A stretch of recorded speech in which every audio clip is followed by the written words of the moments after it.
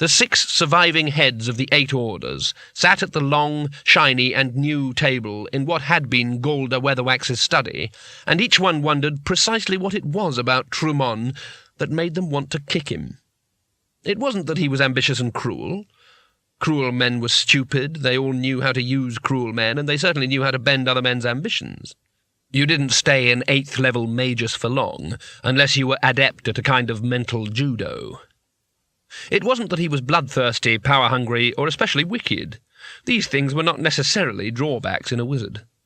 The wizards were on the whole no more wicked than, say, the committee of the average Rotary Club, and each had risen to preeminence in his chosen profession not so much by skill at magic, but by never neglecting to capitalize on the weakness of opponents.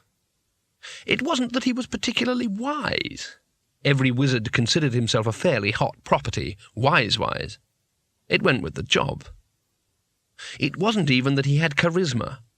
They all knew charisma when they encountered it, and Trumon had all the charisma of a duck egg. That was it, in fact.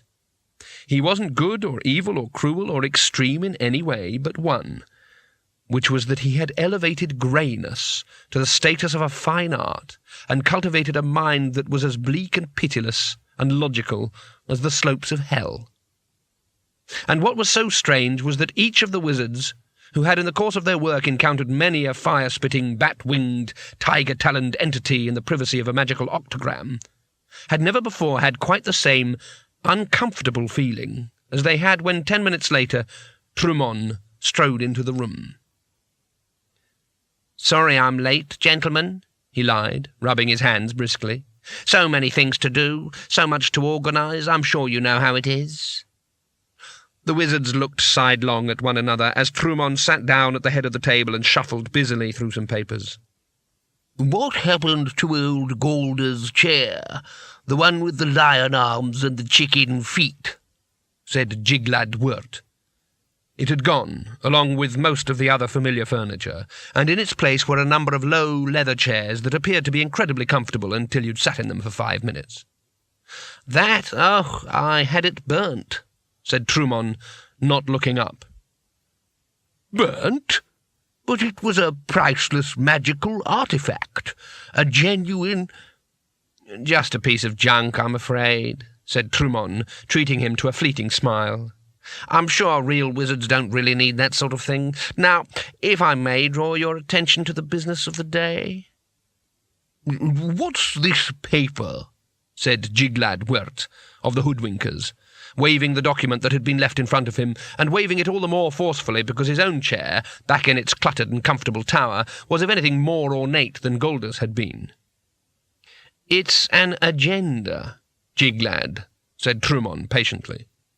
"And what does agenda do?" "It's just a list of the things we've got to discuss. It's very simple. I'm sorry if you feel that—" "We've never needed one before?" "I think perhaps you have needed one. You just haven't used one," said Trumon, his voice resonant with reasonableness. Wirt hesitated. "Well, all right," he said sullenly, looking around the table for support. "But what's this here where it says—" he peered closely at the writing— "Successor to Greyhound Spold. It's going to be old Roomlet Vard, isn't it? He's been waiting for years." "Yes, but is he sound?" said Trumon. "What?" "I'm sure we all realise the importance of proper leadership," said Trumon. "Now, Vard, he's worthy, of course, in his way, but—" "It's not our business," said one of the other wizards. "No, but it could be," said Trumon.